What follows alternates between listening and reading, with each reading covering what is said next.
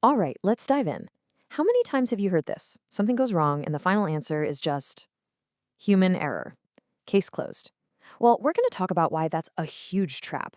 It's all about a massive shift in thinking, from blaming people to fixing the systems they work in. And it all kicks off with this really honest admission.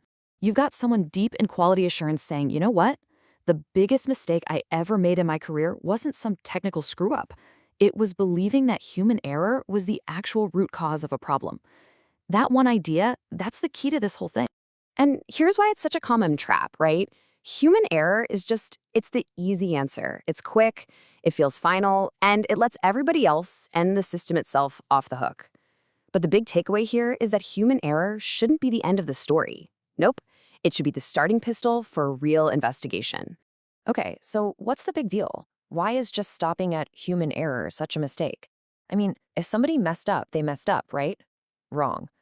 The consequences of stopping there, well, they're way more dangerous than you'd probably guess. Well, for starters, the system never gets better. It's like having a leaky pipe. You can keep mopping the floor, you can even blame the person who slipped on the puddle, but until you fix the pipe, the problem is just going to keep happening. The system stays broken, and you're just setting up the next person to fail in the exact same way. And this is where it gets really scary.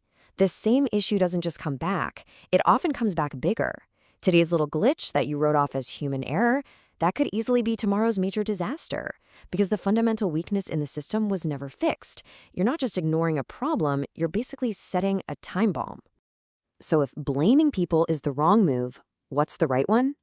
Well, it all boils down to asking a completely different kind of question. And this right here just nails the difference. You've got the blame mindset on one side, and its only question is, who did this? Who's at fault?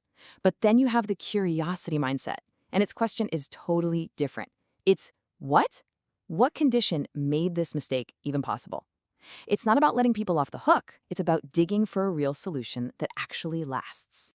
So instead of pointing fingers, we start asking questions like these. Seriously, think about them. Why was this process so confusing in the first place? Why was the official procedure so hard to follow? Why did our system even let that mistake happen? And maybe the biggest one, why didn't we catch this thing earlier? See, these are the questions that actually lead somewhere useful. And I'm not exaggerating when I say this one little shift changes everything.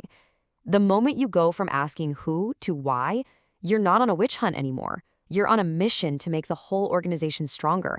It's a total game changer. And that change doesn't just stay in one place. It creates this amazing ripple effect of improvement that spreads everywhere. Just look at all the areas that get transformed. Suddenly, your investigations actually get to the root of the problem.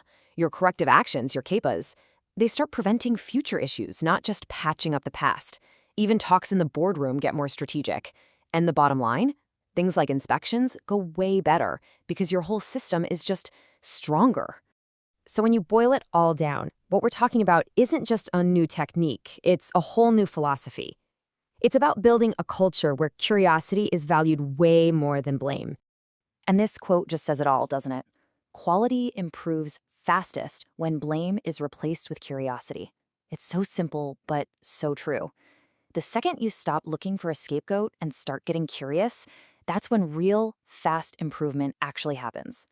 Which brings us to this final, really important idea. We tend to see the person as the point of failure, but they're almost always just the last domino to fall. It was the system, with its weird quirks, its confusing design, its hidden flaws, that set them up to fail in the first place. You fix a system, and you give your people a chance to actually succeed. So I want to leave you with a question to chew on. In your world, besides human error, what's the most overused root cause you hear that just kills a real investigation dead in its tracks? Really think about that, because answering it might be the first step to fixing a broken system you didn't even realize was there.